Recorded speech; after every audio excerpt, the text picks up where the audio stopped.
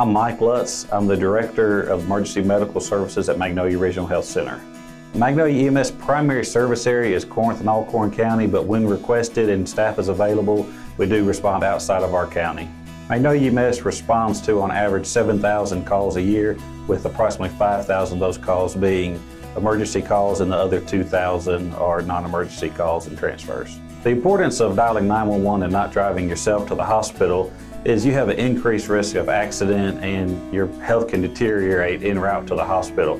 So if you just relax, let us come to you, then we'll take very good care of you. And with that, we bring technology to your home that allows us to send EKGs, stroke scores, and all kind of information back to the hospital. And the on-call specialists are actually reviewing that information before we even arrive here with you.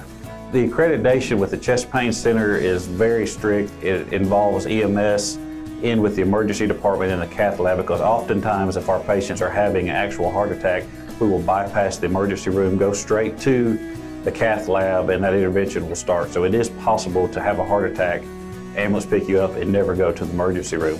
But we are involved with bi-weekly meetings at the hospital with all the heart attack patients that we care for. So we look at all the times from the time we arrived at the house to the time the EKG was done, to the time that the medication was started, the time we arrived at the hospital, and chest pain accreditation really just holds everyone accountable for all of those numbers.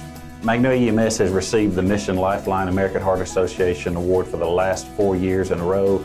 The last 3 years were gold awards. The first was the silver.